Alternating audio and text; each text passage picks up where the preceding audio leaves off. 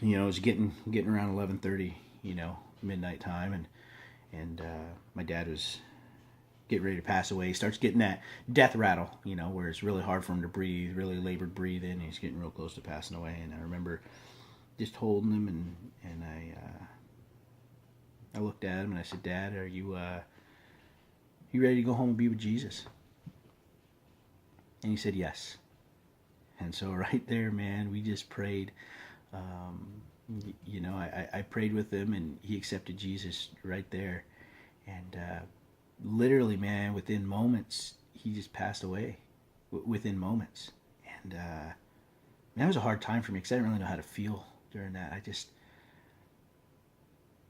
cried out to God. I cried out to God like a prayer that I'd never prayed before or since. Just my heart crying out to God, because I'd been changing my life, and I've been trying to live right and live by these Christian values that I didn't really understand.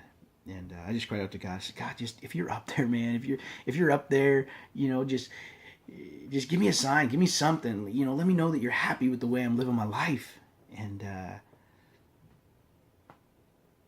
just sucked it up, man, and put myself back together. And now I got to deal with all the other stuff. I got to call the coroner. I got to deal with the paperwork. I got to do all of those things. So I just got to soldier on. So I suck it up and I handle all that business. And the next morning I get in the car and I drive back to Redding.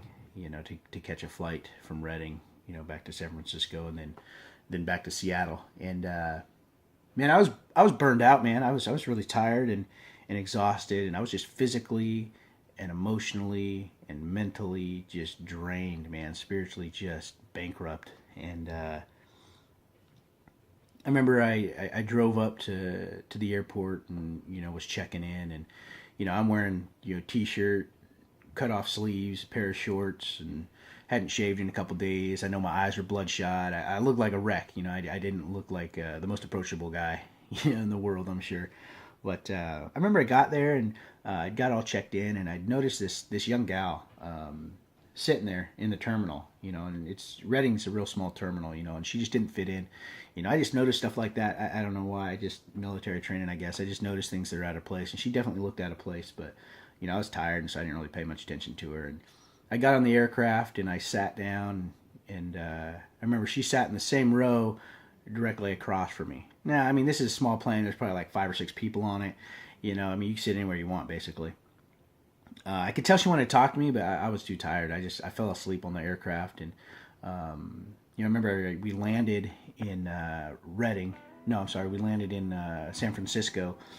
And I got off the plane, and I'm standing there in the terminal, and I'm just thinking to myself, man, I just need a cup of coffee. I'm so burned out. I need a cup of coffee. And I hear this little voice behind me. It's a girl, and she says, "Excuse me, sir."